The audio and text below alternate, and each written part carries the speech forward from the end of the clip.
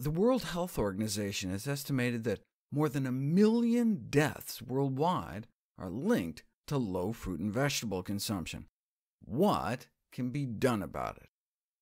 There's always appealing to vanity. A daily smoothie can give you both a golden glow and a rosy glow, both of which have been shown to enhance one's healthy appearance in Caucasian, Asian, and African skin tones. But what about giving it away for free? A free school fruit scheme was introduced in Norway for grades 1 through 10. Fruit consumption is so powerfully beneficial that if kids just ended up eating 2.5 grams more fruit a day, the program would pay for itself in terms of saving the country money. That's the weight of half of a single grape. However, that's assuming that minuscule increased fruit consumption would be retained throughout life. It certainly seemed to work while the program was going on, with a large increase in pupils eating fruit. But what about a year after the free fruit ended? They were still eating more fruit. They were hooked. And then 3 years later, same thing.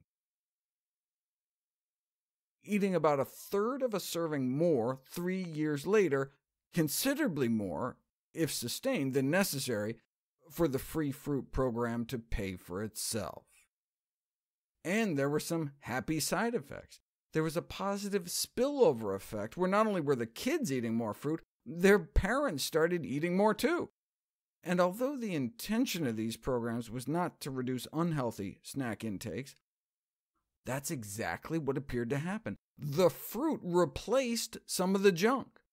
Increasing healthy choices to crowd out the unhealthy ones may be more effective than just telling kids not to eat junk, which could actually backfire. When you tell kids not to eat something, they may start to want it even more. Which do you think worked better, telling families to increase plants or decrease junk? Families were randomly assigned to one of two groups: encouragement to get at least 2 servings of fruits and veggies a day with no mention of decreasing junk, and the other group were encouraged to bring their junk food intake to less than 10 servings a week, but with no mention of fruits and veggies. What do you think happened? The increased fruit and vegetable intervention just naturally reduced their high fat and sugar intake, whereas those told to just decrease fat and sugar cut back on junk, but didn't magically start eating more fruits and vegetables. This crowding out effect may not work on adults, though. In a cross-section of more than 1,000 adults in LA and Louisiana, those that ate 5 or more servings of fruits and veggies a day did not consume significantly less alcohol, soda, candy, cookies, and chips. This finding suggests that unless the excessive consumption of junk is curtailed, other interventions may have a limited impact. It may be politically more expedient to promote an increase in consumption of healthy items rather than a decrease in consumption of unhealthy items, but it may be far less effective. In most public health campaigns, the message is direct and explicit. Don't smoke, don't drink, don't take drugs. In contrast, food campaigns have focused on eat healthy foods, then cut out the crap. Explicit messages against junk are rare.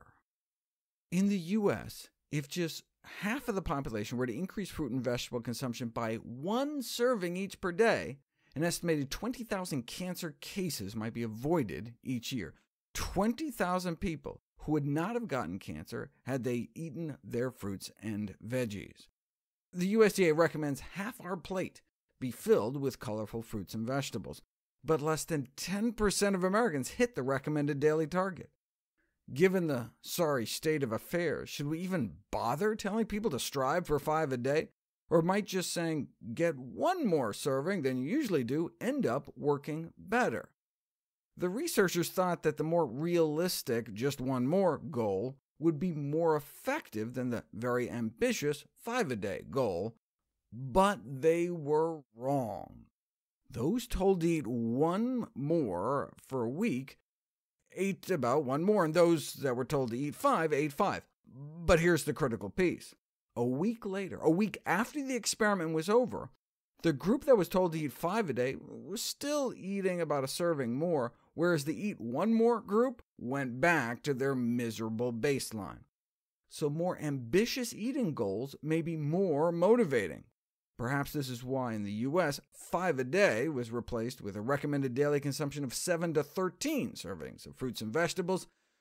But if the recommendation is too challenging, people may just give up. So instead of just sticking with the science, policymakers need to ask themselves questions like, how many servings are regarded as threatening